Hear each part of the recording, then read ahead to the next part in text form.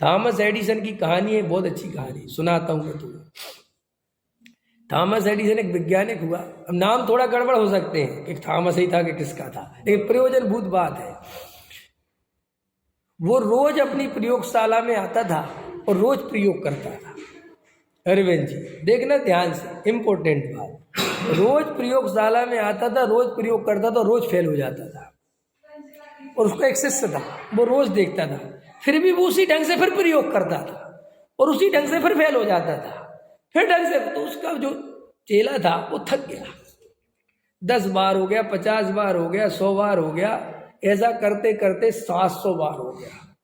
कितने बार प्रयोग हो गया? 700। तो उसका चेला तो पागल हो गया। उसका चेला सोचा ऐसा गुरुजी ये खुद तो डूबे गई और मुझे मुफ्त में, इसके पास कुछ नहीं सीख सकता मैं। उस पर नहीं रहा गया। तो उसने अपने गुरुजी से कहा, अरे गुरुजी कुछ होने वाला नहीं है, पता नहीं आप क्या क्या करते रहते हो, इतने बार। उसने कहा देख बेटे, रुक सके तो रुक, धैर्य चाहिए, होगा तो इसी में से एक दिन, लेकिन तू जैसा सोचता है वैसा नहीं होगा। और वो मुझ तो आप बता दो कब होगा, कि वो मुझे भी नहीं पता, लेकिन मुझे इतना विश्वास है कि होगा ऐसे ही। अभी अभी क्यों नहीं हो रहा है ये मेरे को भी नहीं पता, लेकिन होगा ऐसे ही। और कहते हैं कि जिस दिन उसके शिष्य ने बात कही और अगले दिन ही या उसी दिन वो हो गया, समझ में आया, और हो गया। तो वो शिष्य एकदम चौंक गया और बहुत खुशी। तो उसने कहा बताओ अपन 700 बार असफल हुए। क्या कहा? गुरुजी अपन 700 बार असफल हुए, तब जाके कामयाब हुए। तो थॉमस एडिसन ने जो उत्तर दिया वो गजब का था। उसने कहा गलत, तुम्हारी ये धारणा बहुत गलत है। हम 700 बार असफल नहीं हुए, हमने 700 बार ये दुनिया को बताने के लिए अपन काबिल हो गए कि ये सारे प्रयोग गलत थे। समझ में? ये प्रयोग सही है। ये प्रयोग कर करके तो पता चला कि कौन कौन से प्रयोग गलत थे।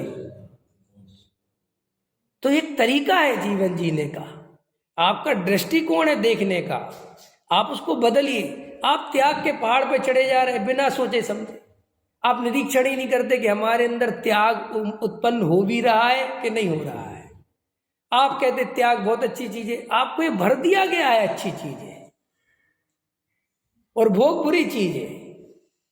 न त्याग अच्छी चीज है न भोग अच्छी चीज है, दोनों ही तुम नहीं हो।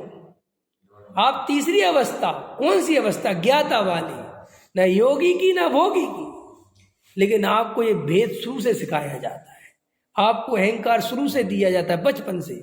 आपकी माँ कहती है पढ़ोगे लिखोगे बनोगे नवाब, खेलोगे कूदोगे बनोगे खराब। ये अहंकार है।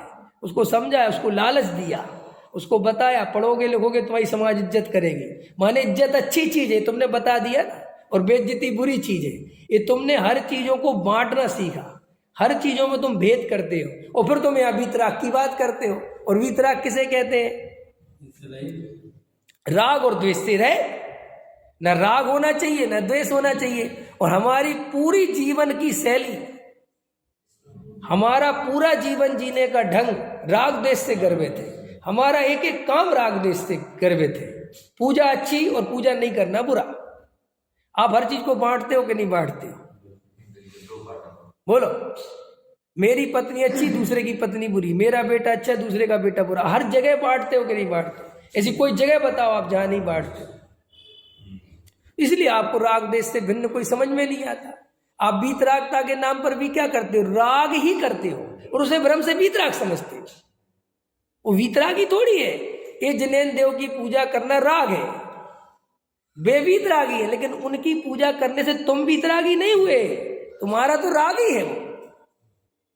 और तुम इनसे राग कर बैठते हो और कोई दूसरे देवी देवता से द्वेष कर बैठते हो। तुम अपने को बड़ा धार्मिक समझते हो। नहीं समझ में आया?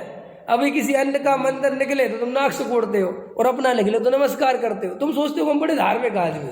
आपको पता भी कि राग द्वेष ही है ये, है? सहज नहीं रह पाते। और हमारे जिनेन्द्र देव भगवान कैसे सहज है? बोले कुछ भी नहीं। अजय बात बताओ, हमारे जिनेन्द्र देव भगवान को ये वीतरागी मार्ग मिला और इसी वीत मार्ग की श्रद्धा करके गए और कुगुरु कुदेव कुशास का त्याग करके गए। क्यों?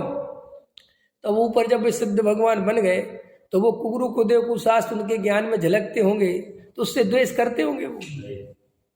कि यही जड़ थी जिसके कारण मैं घूम रहा था संसार में, यही था वो जिसने मुझे घुमाया चार गति में। ऐसा ऐसा भाव आता होगा, आना नहीं चाहिए ऐसा भाव, अच्छा भाव नहीं है। गलत को गलत नहीं कहना चाहिए भाई साहब, गलत को गलत कहना भी जैन धर्म में सही नहीं है। वो कहता है फिर वीतरागता नहीं हुई, क्योंकि गलत है ही नहीं, ये तो वो तो अपनी जगह है, गलत कहाँ है।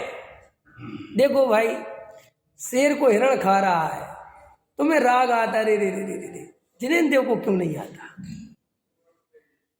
कोई हिरण शेर हिरण को खा रहा है, उसकी तकलीफ बढ़ रही है, लोग इतने जे बूचड़ खाने खोल रहे हैं, तुम्हारे ज्ञान में तो वे भी नहीं झलक रहे जो खुले हुए हैं, और उनके ज्ञान में तो वे भी झलक रहे जो खुलने वाले हैं।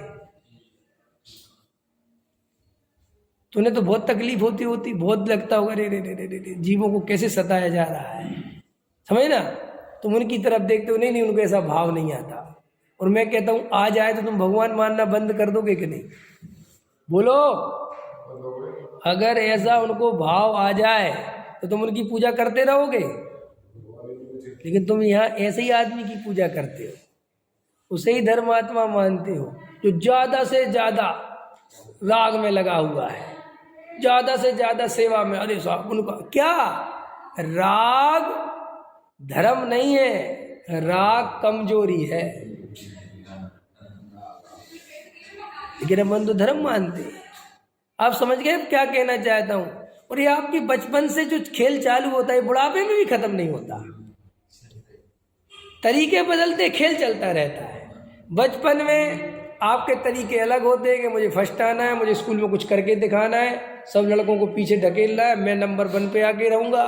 फिर आप थोड़े आगे आते हो, जवानी के क्षेत्र में आते हो, फिर यहाँ धक्का समाज को देने लगते हो, मुझे आगे निकलना है। और बुढ़ापे में आते आते आपकी ज़िंदगी झंड हो जाती है, आपको समझ में नहीं आता कि आप करना क्या है। आप द्वंद्वात्मक ज़िंदगी जीते जीते बूढ़े हो गए, ना आपको ये समझ में आया कि मैंने करा क्या है, मैं किस आधार पे जिया।